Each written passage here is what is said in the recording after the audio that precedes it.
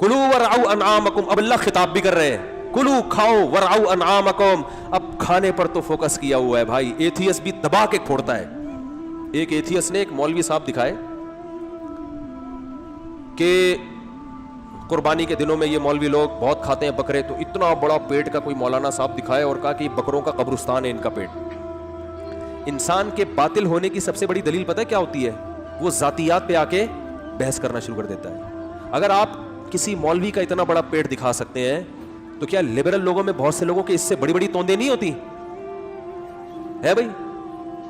ये तो पता नहीं बेचारा मौलवी है भी कि नहीं है, कुदरत की तरफ से हो सकता है इसका इतना बड़ा पेट हो। इससे पता चलता है कि आप दलाइल की दुनिया में बात नहीं करते, आपका मकसद सिर्फ इस्लाम को की तौहीन है। दलाइल से बात करते तो किसी की जातियात पे नहीं आते। मेरा एक बयान हुआ ना, मैंने कहा ये फुहुश फिल्में जो लोग देखते हैं तो इनको बीवियों से रग़बत नहीं रहती, तो उसने कहा ये मौलाना लोग भी गंदी फिल्में देखते हैं, तभी इनको ये सब चीजें पता है। अब बताओ ये जातियात पे इल्जाम है या नहीं है? तो मेरे साथ एक साहब बैठे हुए थे, उन्होंने कहा ये कैसी बात? मैंने कहा सबसे पहले इससे सवाल ये है कि इसको गंदी फिल्म क्यों कह रहा है ये है? इन फिल्मों को, ये आप भी बैठे हुए थे ना, आप बैठे हुए थे, ये गंदी क्यों कह रहा है भाई इसको?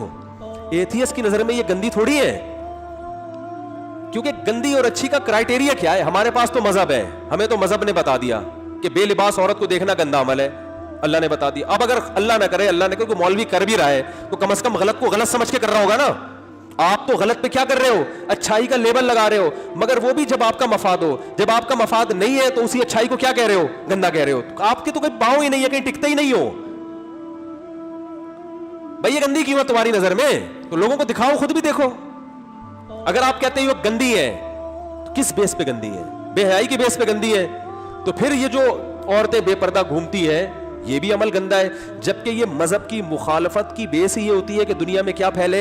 अय्याशी, और अय्याशी की इब्तिदा औरत से शुरू होती है। तो ये औरत को इनका तो मकसद ही होता है औरत का पर्दा वर्दा और ये जिना बिना पे पाबंदी ठीक नहीं है।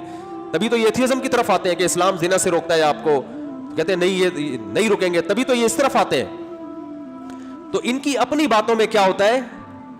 तजाद होता है। तो खैर क्या बात चली थी? तो अल्लाह ने क्या फरमाया? कुलू वरअउ अनआमकुम, खाओ और अपने चौपायों को भी खिलाओ।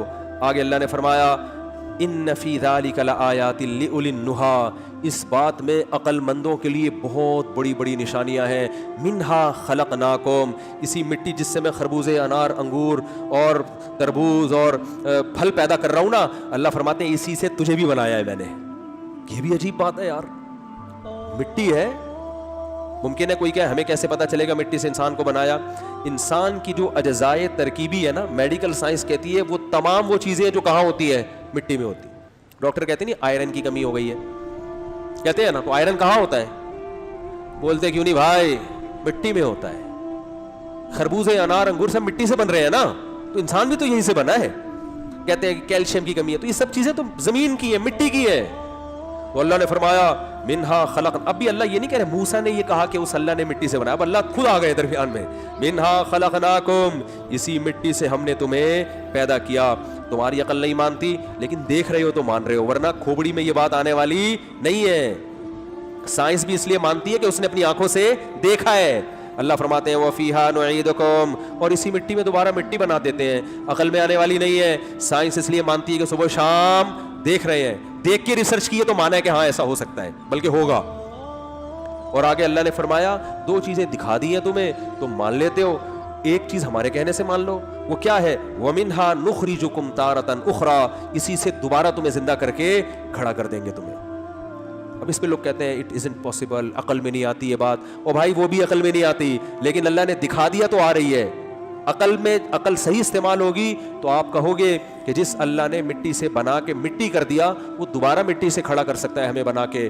और अकल शहवत परस्ती से मगलूब होगी, जिना करना चाहते हो, शराब पीना चाहते हो, वालिदैन को ओल्ड हाउस में जमा कराना चाहते हो, निकाह के बगैर जिंदगी गुजार के औरत से नाजायज ताल्लुकात कायम करना चाहते हो, अय्याशियों में टाइम गुजारना चाहते हो, तो ये शहवत वाली जो अकल है ना, ये तुम्हें यही समझाएगी भाई मिट्टी होके खत्म हो जाते हैं, क्योंकि मेडिकली इसका कोई प्रूफ नहीं है कि मिट्टी के बाद दोबारा जिंदा कैसे हो, ताकि आपके लिए अय्याशी का दरवाजा खुल जाए।